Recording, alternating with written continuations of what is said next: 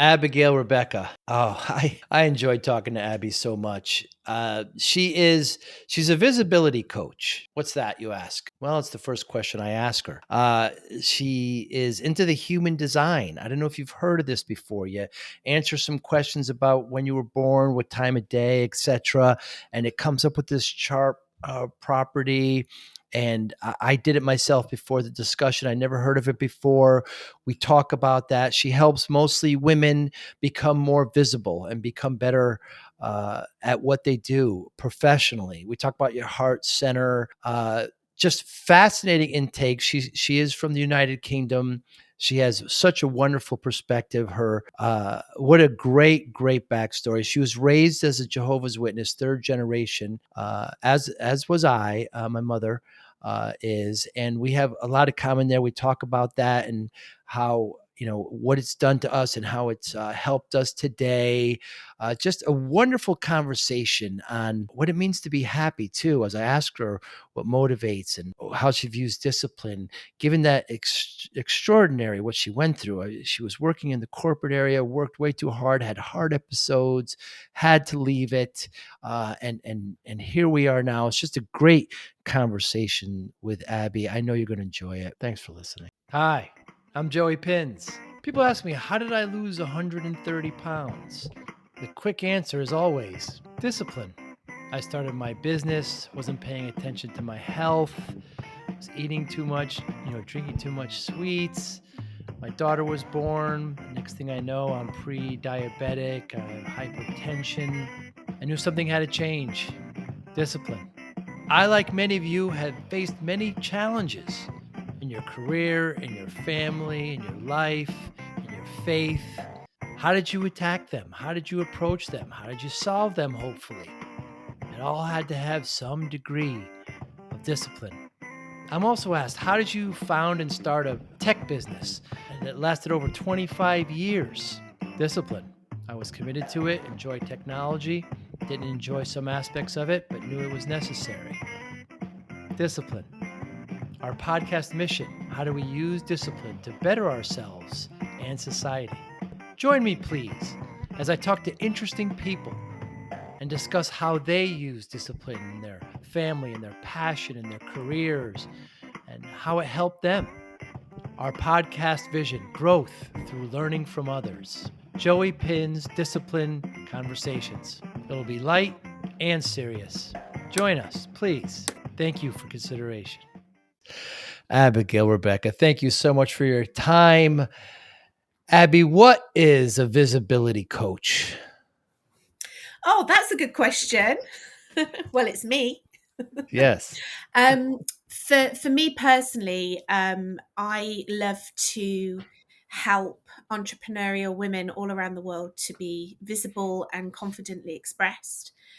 They're mainly sort of running businesses, and as you know, we can very often be the world's best kept secret.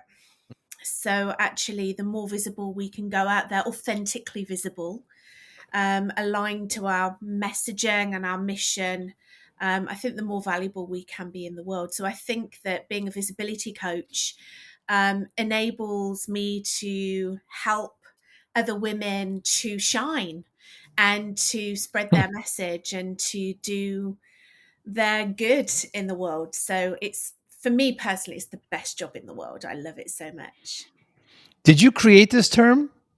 No. I'm not. No, it's not trademarked. There are other visibility coaches out there, but it's really interesting because I left corporate about 7 years ago, and I actually retrained to be a personal stylist, and that was very much, helping people to be visible. They'd probably gone through some kind of transition and change, and so much about that, right? If we kind Yes. of go through a big transformational period within our lives, it might be that we want to kind of show up in a different way. So I was doing that, and then I slowly transitioned into helping coaches to speak on stages and speak to camera. So I was a presentation coach. And I kind of like brought the two of those together, and with my coaching and obviously with the human design that I really love, like created this offering to help others kind of step into their visibility. And I was thinking about when I was in corporate, what was I really good at? And one of the Mm. things that I was really good at was helping people be promoted. And the way that they got promoted is that they became more visible. So I was like, right, okay, that's it. I'm Hmm. a visibility coach. Let's go for it. And the other thing you touched upon that I didn't know anything about was human design. Yeah. Talk to me about human design and being a human design coach. Yeah. Have you never heard of it? I never have, and I went through the little exercise here, and I have my chart. I don't know how to read it. I don't understand it, but it's just Oh, very new to me. And you do a great job in YouTube going through the five one, the different levels, and you have respect for different levels. It's wonderful, but it's very. I mean, I knew DISC, I knew MIGS, Breyer's MIGS, these kinds of things, but this is very different.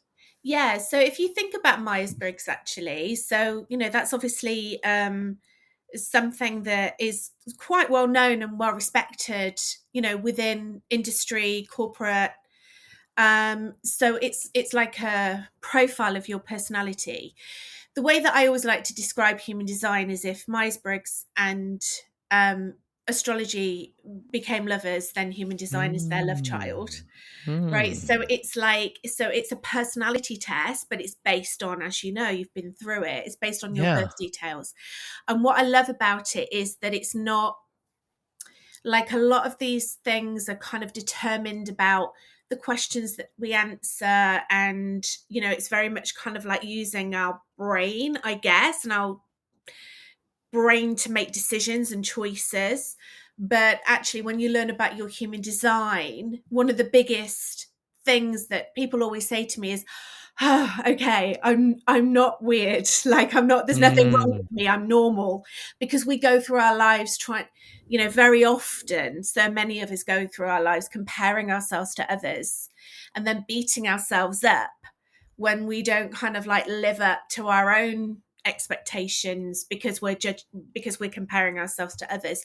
And what human design does is it really shows us that we are wonderful, we're unique, we're different, we're not like anyone else, and we're not meant to be like anyone else. So let's kind of work with the gifts that we have and make peace with ourselves and ultimately fall in love with ourselves. And but that's kind of quite a kind of soft approach to it.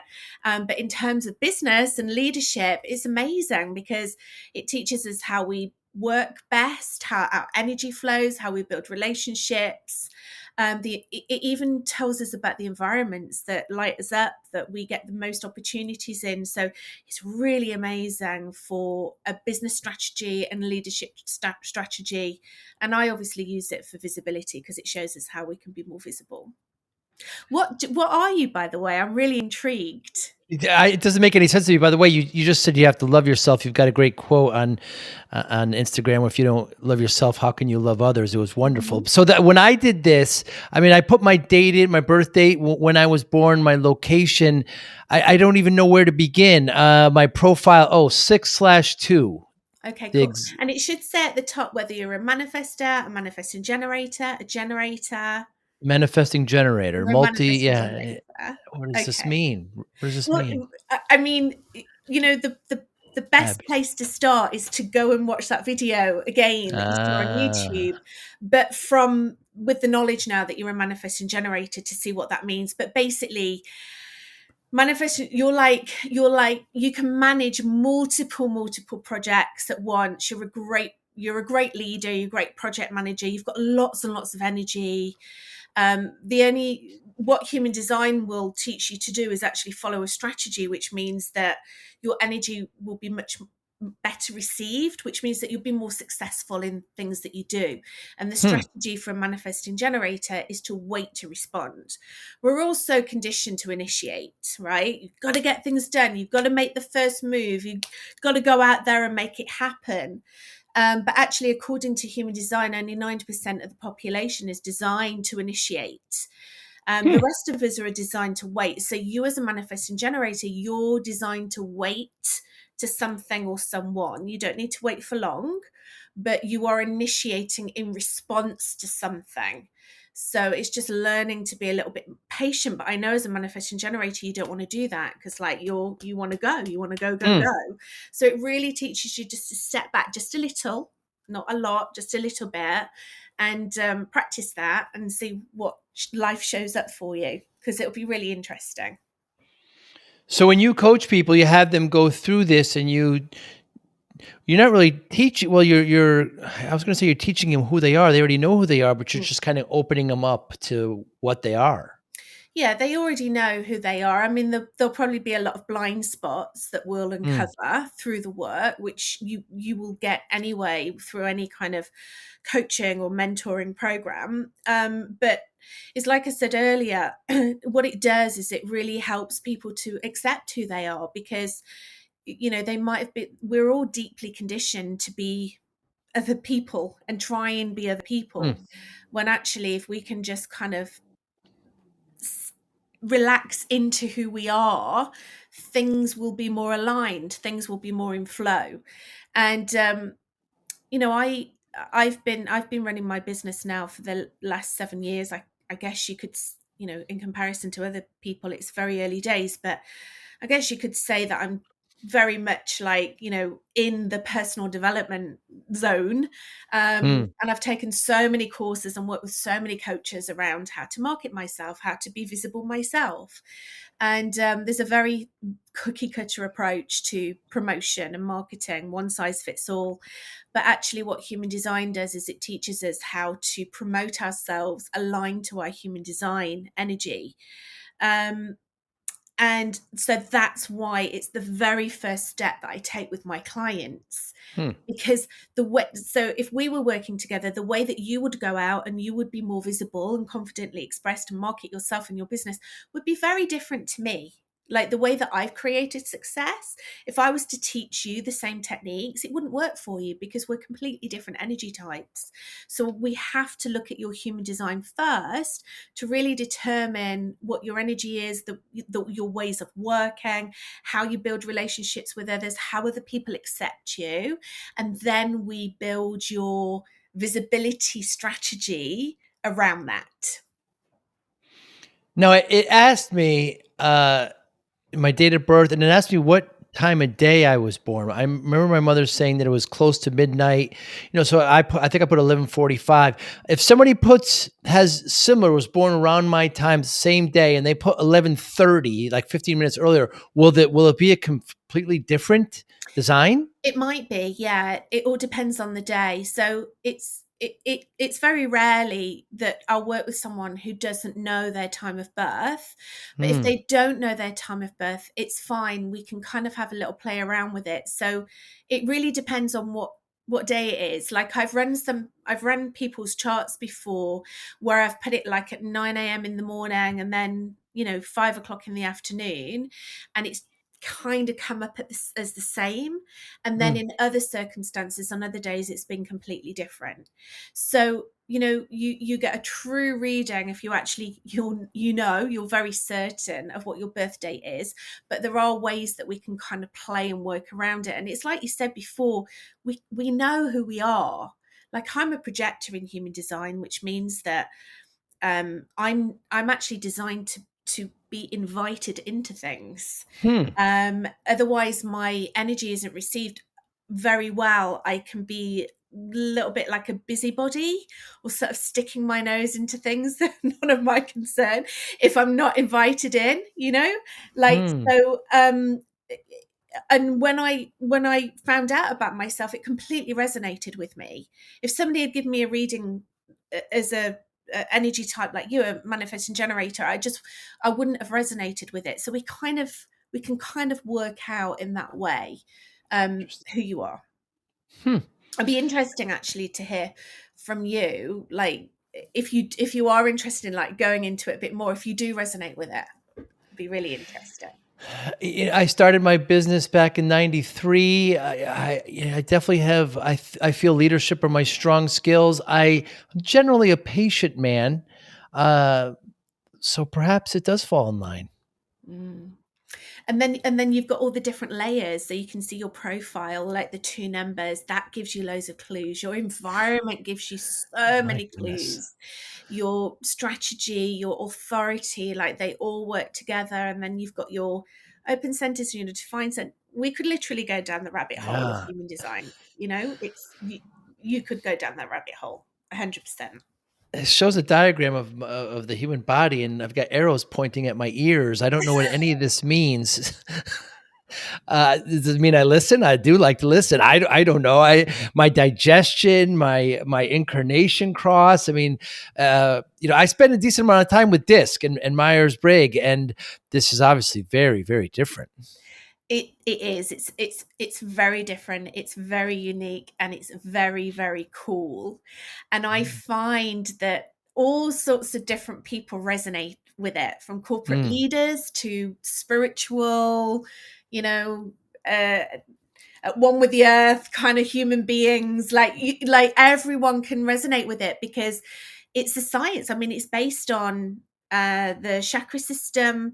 It's based on the tree of life. It's based on I Ching, which is a very ancient kind of Chinese wisdom, astrology, but it's also based on quantum physics. Hmm. So actually, very practical, kind of, sensible, level-headed people that I've come into contact with have really resonated with it as well. So, yeah, just if you fancy reading, let me know, because I'd love to take you through it. Very, very interesting. Another thing you talk about that I was completely unfamiliar with is your heart center and Mhm. how it can be undefined. Can you walk me through that? Yeah, absolutely. So we actually have 9 centers if you look at your human design chart, anyone that's kind of following along with this, you can just go to my website and you can actually download it. But you can go to any human design website and download it. It's Oh. free to access. So when you look at your human design chart, you'll see that there's 9 spaces, and some are coloured in and some are left open. And if they're coloured in, it means they're defined, which means that you have a consistent energy in Hmm. those areas. And if they're open, or not coloured in, it means they're open or undefined. And that means that there's an inconsistent flow of energy in those spaces.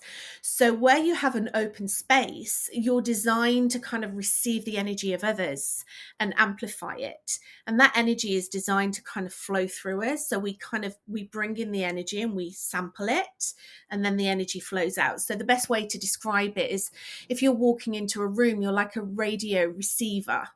Hmm. So you're receiving the energy from others in the room, and you're kind of sampling that energy. Now, what that does is it makes you highly intuitive within that area, but it also brings some challenges. So, have you got an undefined heart? Is it white on your chart, or is it No, my fine? undefined seems to be my navel. Your sacral. Yeah, so it's a Okay. square at the bottom. Yeah, A that's your square, sacral that. energy. Yeah. That's not colored in, and then it would be another triangle on my right hip. It isn't Okay. colored in.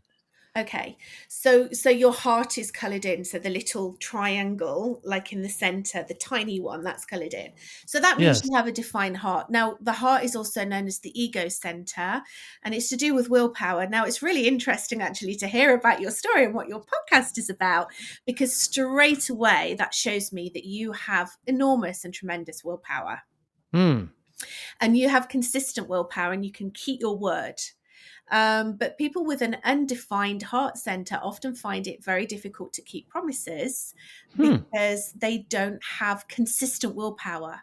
So when they're around someone like you with a defined heart, they take on that energy, and they feel like they can do anything, and they have enormous willpower. But when they move away from you and they're not in that energy, they don't have any of that energy in their heart center. So they can go a little bit off track sometimes. So this is really, I My think it goodness. really kind of like ties in very well actually to your podcast, because Because I think the awareness around it, if we're conscious about it and we're aware of it, we can see where potentially the pitfalls are. So it doesn't mean that it's right or wrong. There's no right or wrong or good or bad in human design. It just Mm. means that we are what we are and we work with what we have. Now, I don't have a defined heart, which means that, sometimes my willpower would not be as strong as yours. But I just have to work with that and be aware of it. And it's open. The heart is also got a lot to do with sort of like self-esteem, self-worth. So, I find that there's a lot of coaches that I work with and practitioners and mentors and teachers that have undefined hearts. Very often we can undercharge for our services because we Ah. want to please people and we want to prove ourselves. And there's all sorts of complicated things that we can go in, but it's very beautiful, and it's very these are all gifts that we can help others with, right? So my heart is undefined, but I often find that a lot of my clients also have undefined hearts. And what I can Wow. do is I can guide them through the processes that I've been through to be able to create success with an open heart. Hmm. And now, as I study this diagram more, I find that my head, both of the triangles are uncolored. Okay, so that means that you don't have consistency in your head and your ashna. So the head is all about ideas, and the ashna is about conceptualization. So Hmm. that means that there are a lot of ideas. There's a lot of activity that is going around and around and around in your head. Um, but it also means that you're very, very good to brainstorm from. Like if someone was working with you or around you, you would be able to really help them solve their problems. You make an incredible coach in that respect. Mm. So again, it brings like all of our centers hold gifts. And it's like how it's really understanding the gifts that we can tap into, and the gifts that we can use to help others on their own journey and their process. Hmm. Endlessly fascinating. You and I have something really, really in common, which is rare. So, Jehovah's Witness family. So you're third generation, and I'm first. No way. Yeah, yeah. Now I know you weren't baptized, neither was I, so we No. didn't have to go through the disfellowship or anything. But the whole, and I'm a male, so I got treated very differently Mm. than a female, of course. And hearing your story on Debbie Silver, she was been on my podcast too. She's great. I love She's Debbie. tremendous. She's great. Yeah, yeah. Not strategy. What's her theme? She wrote it there. Her thesis. When you have been betrayed. It's betrayal for her. Betrayal. Um, yeah, but it's absolutely fascinating to me how it's so hard to relate. And you do a great job by saying that they mean well and they believe what they do because they don't get paid for what they do. They believe what they do, but once you start to question a little bit and push back, and having friends outside the Jehovah's the Kingdom Hall, their church, it gets a little kind of odd. But you really rebelled against. You left at 16. You traveled the world, and you're a much better person now. Yeah. Oh, it's so cool to talk to you. I had no idea. How funny Yeah, is that? How yeah. amazing is that? Yeah. So I was raised, I mean, I think, also my father, like all of the men in my family were elders. Wow. So and we were very kind of like well respected like within the community. So there was a lot of like masking going on, right? So it was like presenting Mm, ourselves as the perfect family where, we might not necessarily have been the perfect family. But I realized very, very early on that I was not cut out for it. Like I mm, remember my family like practically dragging me out to go and knock on the yeah. doors, and I would try anything to get out of it. I hated it. I really didn't like it at all. And when I had the opportunity, I left. And it's like you say, I wasn't disfellowshipped. So, as far as my family are concerned, or anyone else who's a Jehovah's Witness, they are allowed to talk to me. But, Right. what really it doesn't make a huge impact because I'm a bad association now, right? I'm a worldly person. I'm not a You're Jehovah's worldly. Witness. So my family don't really want to hang out with me. And that's cool. I've made peace. Like, we've had clearing conversations. I've done landmark. I've, Mm. I've been through the steps.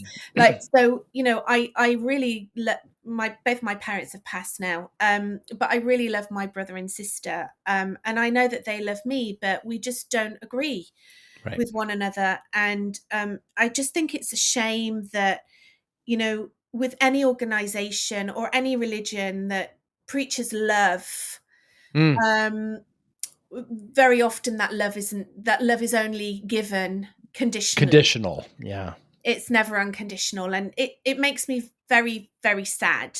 Hmm. But it was a real freeing process for me to be able to leave. Like you said, I traveled the world. Mm. I went a bit crazy. Like, I went through a real rebellious stage, and then I kind of like just got into the groove and realized that I'd been deeply conditioned and brainwashed for all of my life. And, the world was a beautiful place, and not everyone is bad. And there are some incredible people in this world.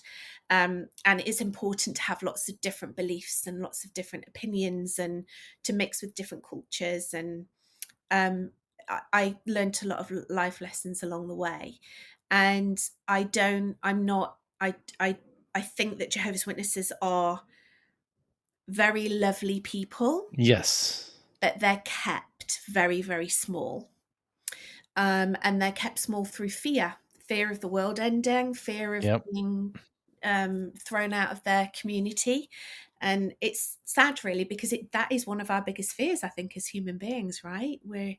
If we're thrown out of the tribe, like, we're going to die because we've got no protection, and we've got no water, and we've got no, all of that. And it still lives within us. So I'm very, very glad that I'm not in it anymore, that I was able to break free and have my own opinions, and, of the world, and make my own decisions. Mm. Were you pressured to get baptized? Yes. Yeah. Yes. And you just didn't Well, do it? yeah, when I was Nice. like, all my friends were getting baptized when they were like 13, 14.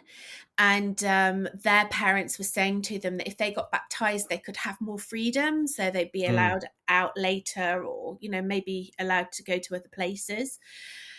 And I just didn't buy into it. Neither. I didn't And I either. was like, no, no, I don't want to, because Yeah. because I knew it wasn't for me. And I was like, why am I going to do this? Like, I don't want to, this isn't how I want to live my life. What was your experience? Were you pressured into it? A little bit, and your point about, unconditional love, we see time and time again where Jesus in the Bible demonstrated unconditional love very often. When he died, he turned to the person and said, I don't know you, and I'll see you.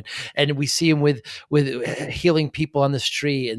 And so there's always a clash there. Secondly, I think the biggest things I learned is that I was able to give talks, to give speeches. So I I love public speaking now. I wouldn't have had that experience before. I was confident. I was bad in the beginning, and I got better. I don't know how many I did, 10 or 15. And as far as going door to door, I don't know. I think it taught me how to be a better salesperson. I was just got in front of people, and I didn't care. And this is what we have. And sometimes they slammed, and sometimes they didn't. And I didn't go that often, but I did. So I guess I'm seeing the bright side of things. Those were my takeaways. And again, as you said, lovely people. They certainly believe in what they're doing. It's just not for me. I love that you've said that, and that, I think we're both kind of demonstrating that you can be grateful, and you can see the love and the joy in everything, right? In every situation. It's funny you were saying about the public speaking, because when, I always say I've been public speaking since I've been 2. Like, that's Yeah. the first time that I ever like stood on a stage and spoke. I was 2 years old. And also, I always say, if you want to learn how to sell, go and learn from a Jehovah's Witness, because they're so Humbling. tenacious. Like, Yes. nothing Yes. stops Humbling. them. They just go, Yeah. go, go. Yeah. So To funny. knock on somebody's door cold, is takes a lot. It takes a lot. I was just recently in a public place near a beach, and sometimes Jehovah's Witnesses are at a corner now where they hold their publications Yeah. up, and I always say hi, and I always am very gracious, and but again, it's just not for me. I wish them well, and then Abby, you kind of have this rebellious period, and then you start working, but your body isn't respecting what you're doing. You're hospitalized, and you have some turnaround moments. You end up leaving this soul sucking job. Walk us through that. Yeah, so I was overseas. I traveled for about 10 years. So when I eventually came back to the UK, I felt like I was 10 years behind everyone, in Mm. terms of my career, and I hadn't got a house, and like I just I came back to the UK with basically like two big suitcases. That's it. So I Hmm. really felt like I had a lot of catching up to do. And because I've got an open heart in human design, now I know, I always felt like I had to prove my worth all of the time. So I was like overdoing things to prove to people and to myself that I was worthy. So I got into corporate and I climbed the ladder very, very quickly. And I overworked, and I worked to please, and I was working weekends, and I wasn't really enjoying it, but I felt it was the only way that I could actually make a living and Hmm. being able to go on nice vacations. And to be honest with you, I quite liked it as well. I Nice. like being like the senior leader within my group of Mm. friends, right? It made me feel good. It made me feel important. And I started to develop, I started to have like these really long episodes of heart palpitations. On several occasions, I was rushed to A&E with a heartbeat of 220, and I think it should be Oh. about 70. So it was pretty bad. Um, and I had to have different procedures. They had to inject something into me to like restart my heart. It was really Oh my scary. God. But I just didn't, I just brushed it under the carpet, and I was like, I'll be fine, I'll be fine. And then the last episode was really scary, really, really scary. And I just thought I need to do something about it. And I think it was my body's way of just saying to me, you need to slow down and you need to reevaluate what you want to do with your life. And actually, when I did reevaluate that, I realized that I didn't want to work in corporate. I wanted to do something that felt like that my soul, like I felt like I hadn't been born to do that. And if I hadn't been born to do that, what am I here for? Like, what is my purpose? And how can I use my story, my upbringing, my childhood, all the experiences from that, the experiences from traveling, the experiences within working within corporate? How can I use that to, I guess make a difference? Mm. Um, and it was at that point where I just thought I just can't, like, I've always wanted to have my own business, so I need to leave. And I think without that I wouldn't have done. I think it was Hmm. like so many people talk about that moment where it was kind of thrust on them. They didn't do it. Was like, you've got to do something about this. It's like quite, I guess that was my shocking moment. Mm. um yeah, so I that's when I left, and I actually manifested a I went to my boss and said I want to leave, and she just went, and I said I want you to pay me to leave, and she just started laughing, and she went, you're not leaving, and even if you do, we're not paying you. And then 2 months later, the business, I was working for like a smaller part of the business, and the main business decided to sell it. So I was made, I was laid off. Is that what it's made redundant Yeah. in the UK? I got a nice payout for, for my services, and I used that to set my business. Wonderful chain of events that actually worked out well. Not anybody, but somebody else would have said, screw off, I'm leaving, but you were patient and you waited it out and it worked out. Yeah, well, it was about at that time that I kind of discovered the law of attraction. I thought, you know what, I'm not sure if I believe it or not, but I'm gonna have a go and a play around with it, and let's see what happens. And I was actually playing around with, I want to leave corporate, and I want to pay out. And so I was I was focusing quite hard on it, and it worked. And then I was like, "Oh, okay, that worked. What else can I do?" It's So very it's cool. very cool because you mentioned that your partner, I believe you're still with, introduced you to the law of attraction. So that was the timing at that point where you were introducing there. I wonder if we just take a step back, do you still consider yourself spiritual now at this point? Yeah, absolutely. Yeah, Yeah, yeah. It's still part yeah. of your life. Yeah, yeah. I don't consider myself religious Hmm. at all, but I definitely consider myself spiritual. Yeah. Um, I feel very aligned with nature, with Mother Nature. So I love like a lot of the in the UK there's still a lot of like quite old, very very old kind of like pagan traditions like Hmm. Beltane and um, uh, the winter solstice and the summer solstice at Stonehenge. So even though I'm not kind of like I don't practice it, I like to kind of like go and hang out and soak up Hmm. that energy. I love it, I would and I too. definitely do believe that there is I do believe that we're co-creating with the universe. So yeah, I guess you could call that spiritual.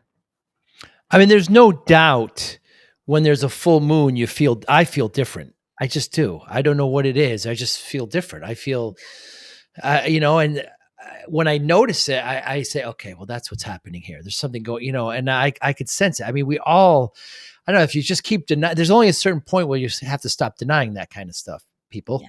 right? I believe that anyway, as I leap into older age. But so now that here we are, you started your own business. You talk about being in these mastermind groups and you come to the America where you're meeting with these people and you're doing well, but at certain points your business isn't doing well and you want to kind of bring it back and everything and you kind of struggle with it. Walk me through that. Starting your own business at that age, Abby, is very, very difficult. Yeah, it was. And you know what? I didn't actually realize, Joey, how traumatic it was. It was Mm. going to be. It was I was going through a grieving process. I really wasn't prepared for it at all. It was like I was grieving my corporate identity. I'd worked so hard in corporate, I'd worked so many hours. It was like that corporate identity defined me and it was all Hmm. that I knew. And then I was like, what do I do now? Like it was so scary, but at the same time, it was exciting.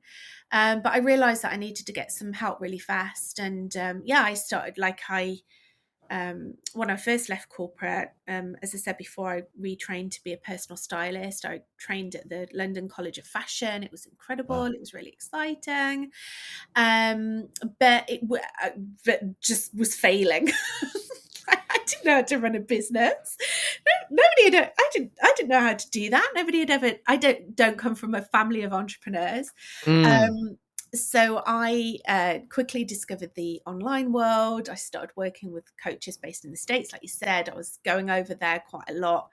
Um, and I was still failing.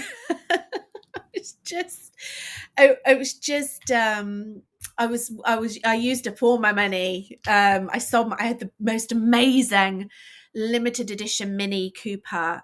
Oh, she was beautiful. And I sold her to pay for coaching. And I Mm. remember very clearly I was so upset. And I was like, okay, what do I want to do? Do I want to be a millionaire or do I want to drive a Mini? And I was like, I want to be a Mm. millionaire. Mhm. But it wasn't the money, really. I mean, I'm joking about it. It Of was course. I think for me, it was like I wanted to feel valuable, and I wanted to make a difference. And I realize now I'm a projector in human design. So it's really important for me to kind of Hmm. be recognized. And I felt like I wasn't being recognized. And that made me feel really bitter. So I really had a hard time of it. Um, and I think really it was when I discovered my human design and realized that Hmm.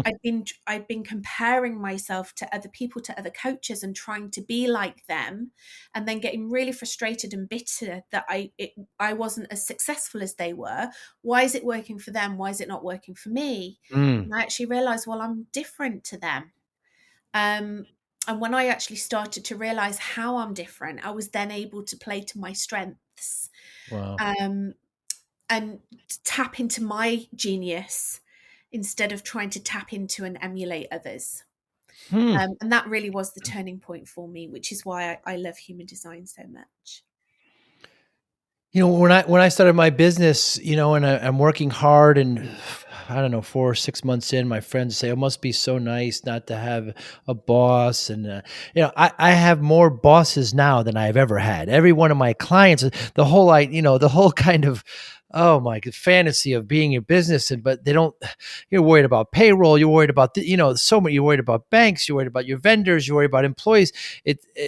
Whenever somebody talks to me about it, I generally try to talk them out of it, only to kind of test to see if they're really serious about it. It can't be kind of whimsical. When did you get introduced to this concept that turned you around? Did somebody introduce you to human design that made this change during your business? Yeah, I was at a conference actually in Palm Springs with the conference of one of my coaches, and there were some really, really cool people there, like lots of different types of entrepreneurs from all around the world. And I just started talking to this amazing woman from Canada who just started talking to me about human design. And I really resonated with what she was saying. And actually, I appeared on her, she was doing like an online summit, and I was a guest on her summit. And but there was just so much going on. It was just too much to take in. And it was kind of one of those things, like when you're introduced to something, you're like, oh, that's really cool. And Hmm. then you just park it and carry Right. on. And I completely parked it. And then things it kept showing up. It just kept Hmm. gently nudging me. I'd, I'd meet people every now and again that would be human design coaches, or they'd mention human design. And then I started working with an incredible, like, I guess she was like my spiritual mentor, business mentor. And she was talking a lot about human design, and I just thought, you know what, I need to look at it again. And then I really started to take it half seriously, because I still wasn't sure about it. Hmm. um, and I just started to practice it a little bit, and noticed that things were becoming easier. And I thought, oh, okay, this is cool. So I started to get more and more into it. And then the penny dropped, and I was like, Mm. I really need to do this with my clients. So I just started to slowly introduce it with my clients, and they loved it. They Hmm. really, really, really loved it. And I've always felt that I've been able to make an impact with, working with my clients, and, create a transformational journey for them. But it was nothing in compared to when I was taking them through their human design first. Mm. And then we just changed everything. Like, I was like, right, that's it. Like, the core, the foundation of my business now is human design. Everything is human Wow. design. I won't work with anyone who isn't. Go, we're not going through their human design first, because Hmm. for me, for me personally, and this is my own personal opinion on it, of course, and my own way of working, I don't believe that I am supporting my clients well enough without showing them what their human design is. And it's not, Mm. I don't own human design. It's not my concept, it belongs to the world. It's not like, somebody asked me the other day if it was pyramid selling. I was like, no, no, Oh, no, no, no. You yes. don't like join my human design team. Like, it's Right, just, yeah, network marketing, yeah, yeah. exactly, exactly. Yeah, It's just yeah, something that's out there that we can tap into, and it's a beautiful resource. And there's so many beautiful resources out there that we can tap into. certainly. It's just that I feel really aligned to human design, so it works for me, and it really works for my clients.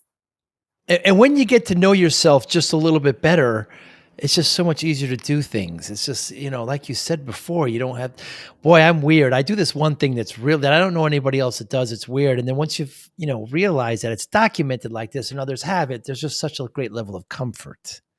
Yeah, there really is. There's a level of comfort in terms of, like I said before, where people say, "Oh my goodness, like, oh, now I know. Now I know why I Mm, do this. It all mm, makes sense." And I thought there was something strange, or I thought I was weird, and I'm not. It's just what my design is. But also, what it really does, and this is what I really love, is that it gives us access to really step into the pure brilliance that many of us dare not to dream about. Like, I think there's so many of us in this world that really would like to believe that we're kind of like we are something, that we are a big Mm, deal, that we have got these gifts, but we don't allow ourselves to dream that big. mm, Well, what human design does is it really confirms to us that we are that. We've always known it. We're just kind of holding back because we don't really believe it, or we don't want to seem too big or shine our lights mm. too bright. So it's almost like it gives us permission to step into that. And again, that's such an amazing thing to do, right? So amazing.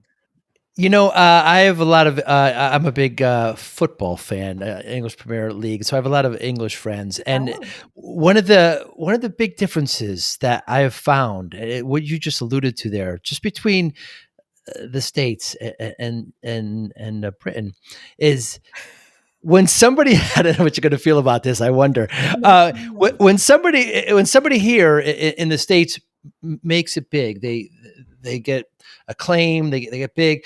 Generally, Americans say, I'm going to be like him. I'm going to be like her.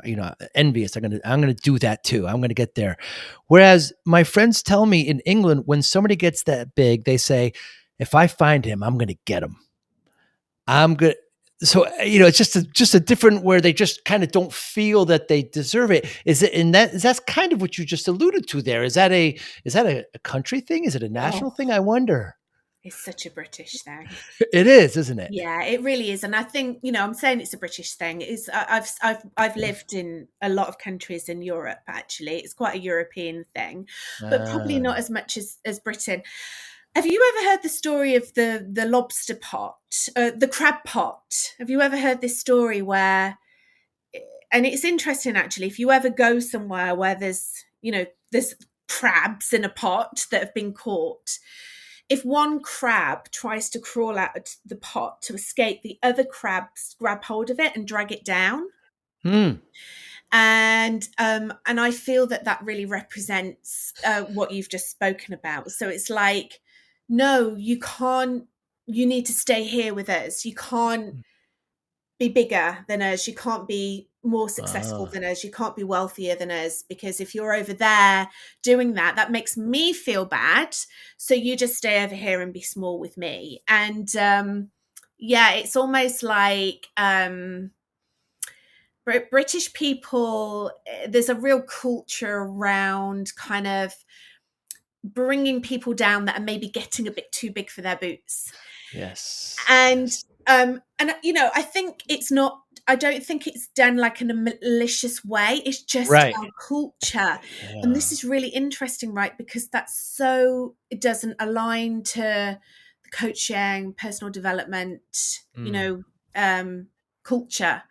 And I do definitely think that Americans are like 10 years ahead of us. And I'm sorry, any British people that are listening and watching this, and please don't hate me, but come on. Like, Perhaps just in this small area. Just in this small area, perhaps. I You're much. see a huge a Yeah. huge difference when I go over to the States. It's a different culture, it's a different energy.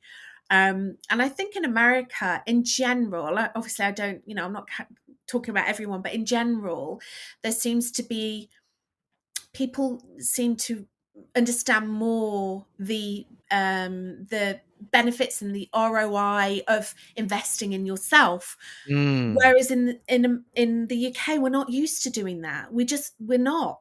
So, we'll spend our money in different ways. So it's like it's opening ourselves up to that. And obviously, I say this with so much love because I am British and I Mm. love British people very, very So do much. I. But I So do do I. see such a difference. You're right. Yes. Americans are like it's like, let's let's like, yeah, come on, let's do it. And like that optimism. And British people, it's a little bit like Cool Britannia, and like I remember people thought that I joined a cult, were like when I left corporate, and I was like, no, I'm just happy. And it's like, why is she so happy? I don't trust her. But yes, so in that area, 100%, absolutely, yes, I hear it. Does it make coaching more difficult for you? It makes no, it doesn't make it more difficult, but it the way that I position myself with my British, like the conversation, like the whole like conversation about stepping into potentially coming and coaching with me is very different. A lot of the time, not saying all of the time, but Mm. some of the time with a British person as it would be with an American person. And I think once we're coaching, it's good. We're good to go. Um, And but yeah, it is different. It's different culture. We're different. We right, might it's just speak it's the different same culture. Yes, language, but we're so yes, different. we are. We are. We're so different, but oh, we want the same things, Yeah. at the heart. In one of your YouTube, you have such great content. But you mentioned how when you were in the corporate world, that you preferred often in your teams not to have women, Oh gosh, you really don't know research. whereas now you're mostly working with women. Yeah, Tell me about that. yeah. I didn't like to work for women. I really didn't like to work for women. I mean, I managed big teams in corporate, and there was a mixture of male and female, and I loved all of my team. They're incredible, and they continue to be incredible. Where I really had a bit of a sticking point was working for women. I just didn't like it. I felt like men were easier to work with. Like, I just thought like the dynamics, maybe the I don't know, like the just the match um suited me better. Hmm. And then I didn't really think a lot about it. And then when I left corporate, I really realized that I did actually have a bit of an issue with women. Wow. I, and I was like, where does that come from? Where's it come from? I was like, Mm. oh, well, I was brought up to believe that. Yeah.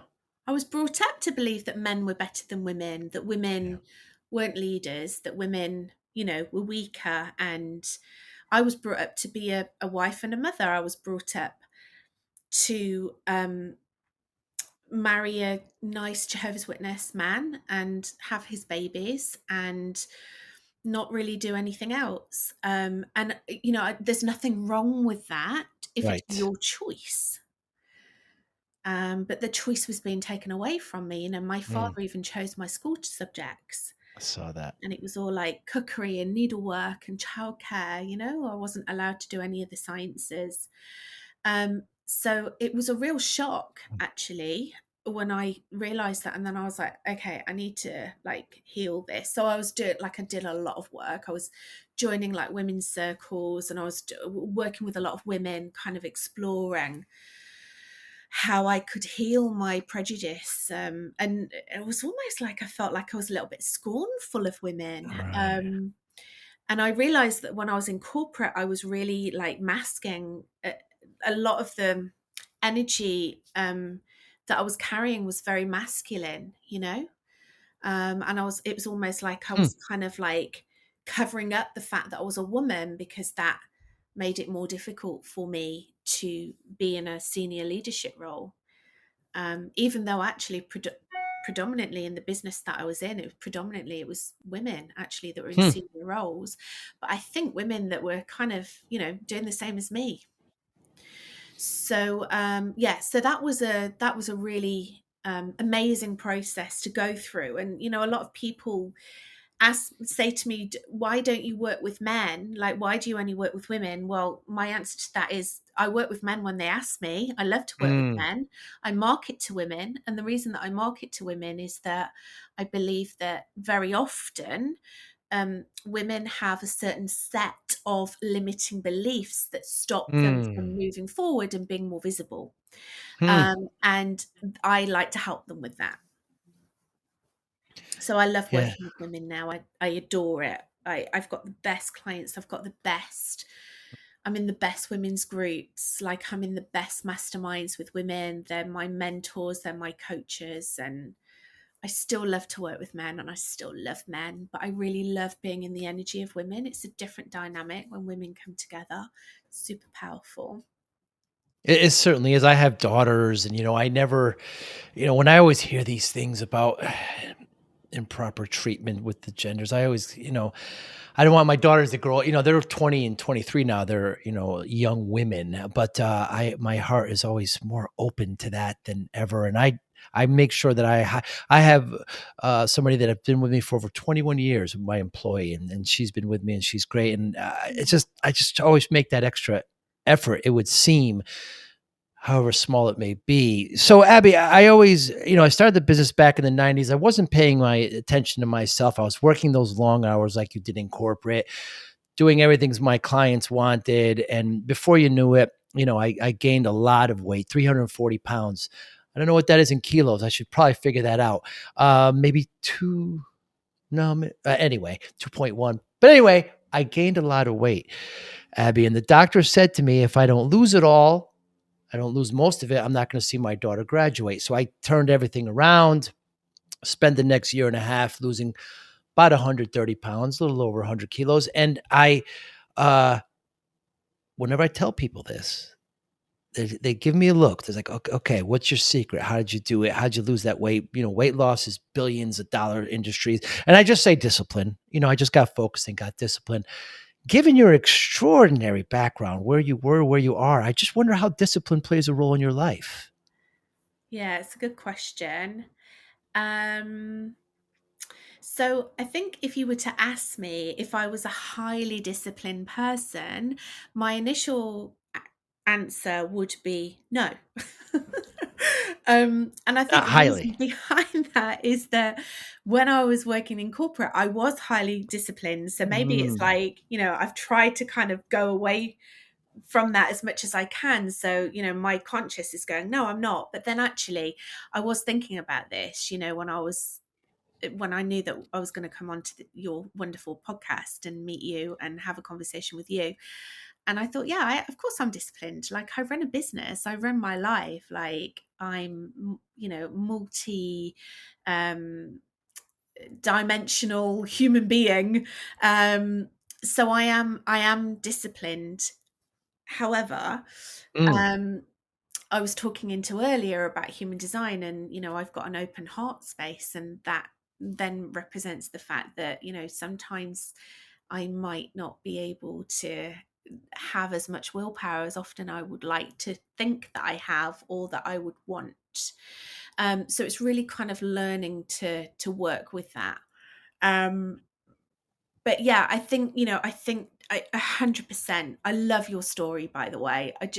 You're so inspirational. Like, you're so inspirational, and you would have had to have been highly, highly disciplined to do that, right? And discipline does play such a big role in our lives, especially if we're entrepreneurs. We're running our own business. We're running households. We're in leadership roles. Like, it has to be in there. Um, and we have to, I'm a big fat, like I always say that I'm very tenacious, Mm. that I don't give up. And I've got a lot of integrity. That's another one of my values. It's really important for me to have integrity. So if I am going to make promises and keep my promises to myself and others, I do need to be disciplined to do that. Mm. Yeah, a synonym uses willpower, and you use it earlier too for discipline. I share that. Do you think, given your as a child in this highly, religious, spiritual household, discipline was kind of assumed, wasn't it? It was, you've got to be kind of subservient, and you've got to walk this line, and you've got to do. It was very different, and then you kind of breaking away from that, perhaps discipline was still there, but just kind of molded into a different area. I'm just guessing. Yeah, yeah, it was. I mean, I think, I was so restricted. Mm. I was so suppressed. When I left home when I was 16, I went bonkers, like Yeah. crazy. I was the wild child. Um, and I've got no regrets about that, but I think I had to break free of that. I had to completely rebel and break free. And but I always felt still under the control. Mm. Like, it was only really, I Mm. think, when my father passed, like, 10 years ago, that I really started to look at that, and I realized what a tight grip, my upbringing and my conditioning and my brainwashing Wow. really had on me. I was still scared. I remember Do you remember, when, everyone was saying that the end of the world was gonna happen in 2012, the Mayan calendar? I do. I mean, I don't know if you've got any thoughts on it, if it had any impact on you, but I was absolutely terrified, Were you really? petrified. I thought it was going to happen, and my logical brain was going no, because it's not true. But then the whole of my body was like, yes, but, yes, but, yes, but. And I really worked myself up, and I realized then that um, there was still a real stronghold on me, and I think moving forward from that and the journey that I've been on, also from leaving corporate, what it's done is it's enabled me to kind of break free from those restrictions, Mm. but come to a place of, I'd like to think, um, equality. Like, like the scales are balanced. Hmm. I've got the male and the female energy, and I am disciplined, and I am, um there are still restrictions that I place on myself, I guess, so that I can be the very best version of myself that I can. But there's also a lot of freedom, and I like to live my life like that. Like, I'm getting on a plane on Wednesday and flying to Thailand, and I've no idea where I'm going. I'm just getting on a plane and Good for seeing what you. happens, and I'm going to be on my own for 2.5 weeks, and that that Wow. to me is like the Wow. freedom. But then I've still got like the business side of things as well to take care of, so it's the yin and the yang, I guess. Does that make sense? I feel like I'm Most really certainly. rambling now. Not at all. The human design, when you kind of made that shift to it, there's almost a spiritual element to that. When I did it and I kind of looked at it all and I was reading everything about it, and perhaps that, I don't know, I'll throw this out there, Abby, perhaps that just kind of slid into that, almost spiritual area that you had a hole for the, for that religious part of it, because it's got that kind of element to it. And Yeah. I felt the same way as a kid, thinking about, sex and alcohol and things like this, and how we couldn't partake in any of my, and I eventually did, and what was going to happen to me, and it stayed in the back of my mind. But then eventually I departed from it, but other things took its place that I felt held better space, and maybe that's what happened in human design with you. Yeah, I think definitely it's kind of, it is very spiritual, I do believe. Hmm. And I remember somebody saying to me once that it's alien technology, and I think that's like, I'm like, yeah, I like that terminology. Yeah, it probably is. Um but also, I think what it does is it also provides a structure. And I Hmm. think, as much as I try and break free, be the wild child and forge the freedom for myself, one thing that I do need to really accept about myself is that I like the structure. I like structure. Hmm. So it Hmm. gives me structure. It doesn't put me in a box, because it still allows me to be individual and very different Hmm. to everyone else, but it does provide some structure. So yeah, again, it's the yin and the yang. Yeah, very, very true. Abigail Rebecca, what motivates you?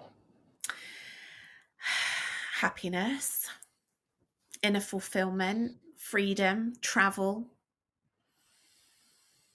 being able to express myself and live out my life to its full, beautiful, imperfect way. And also being able to help others do it. That's what motivates me. Pure happiness. Mm, bliss. You know, uh, it's funny you say freedom, you say travel. These are, opposites of what that religion promised in certain ways. I don't mean to keep picking on that, by the way, but it's something that's common to both of us, and I relate. I love to travel. I just absolutely love it. My job affords me the ability, as does yours, where I can be away. I don't need, as long as I have good internet access, I can do it anywhere. But to see other cultures, and my father's from Italy. At 10 years old here in the Oh, States, he put me on a plane by myself and with the picture of my grandmother, said, "You're going to meet your grandmother in Milan." Yeah. And so I would proceed to spend every other summers there. So it opens yourself to a culture that's so different. It may not be better or worse, but it's just very different and gives you just perspective, yeah, it is. Yeah. pure perspective. How do you measure success? Happiness. Again, there's your Yeah. theme. 100%. You know, I I really sat down. Whenever anybody asks me that, I always say the same thing, and I mean it, happiness. And then a few weeks ago, I really sat down and I thought about it, and I thought, why for me is my happiness my success? And I Mm, think, again, it comes back to the fact of that I'm a human design projector, and I'm here, I'm designed to guide people, and I'm designed to be recognized. And I think that when I'm being recognized, I'm really happy. hmm. So when I'm being recognized, I'm being invited onto things like you invited me onto the podcast, or a client might invite me to work with them, or somebody might invite me for dinner. Um, all of that leads to opportunities that creates my success. Hmm. So it's like it just fulfills itself. If I'm happy, then I'm bringing in more things that are going to make me happy, and in turn, that's what's going to feed the success within my Hmm. life. It's the foundation. You could do everything from there. Perhaps happiness is so important to you because for a significant portion of your life you were unhappy. Yeah. I mean, I was very lucky. Like, I love my parents very much, and I'm very grateful for the upbringing and the values that they installed in me. And Mm. I look back on my childhood, and I guess, if you look at it as a whole, it was a very happy childhood, but there was a lot of unhappiness and Yeah. loneliness in there, like I wasn't allowed to play with my friends after school, and I wasn't allowed to go to birthday parties, and I wasn't allowed to wear, I was such a tomboy, and I wasn't allowed to wear jeans when we went to church, and like just simple things like that. But yeah, really a real level. And as I got older, even more unhappy. um so yes, I think that that's why I really seek the happiness that I really desired when I was little. So I'm making sure that my little girl is very happy and running around in jeans and being able to hang out with whoever she wants to hang out with.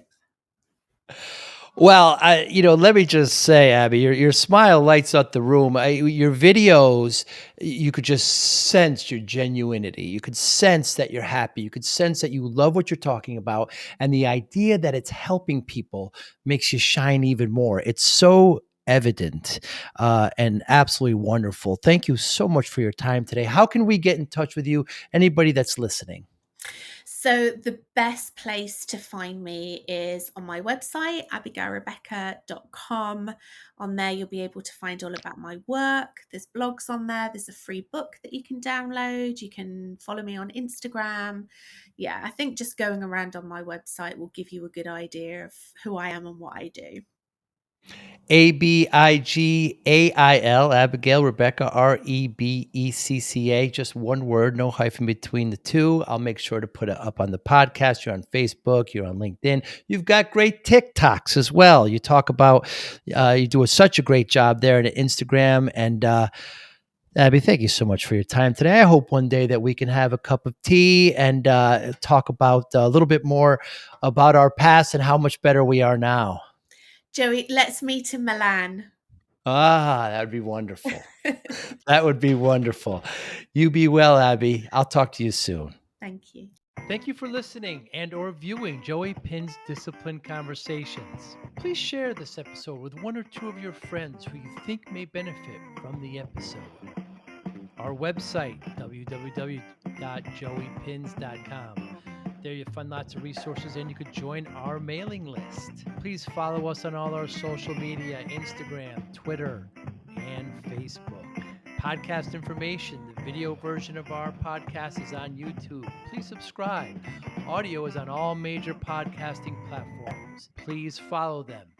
And if you like it, please consider giving 5-star rating. Would really appreciate that.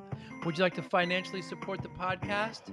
You can go to our Patreon site. Consider $5, $10, or $20 a month. There's all kind of plans that we have there. There's like a one-time payment. What is this podcast episode worth to you? $25, $50, $100, $500, $1,000, $5,000. You be the judge. You can go to our PayPal account to do that as well. Thank you again for listening or watching Joey Pinz Disciplined Conversations.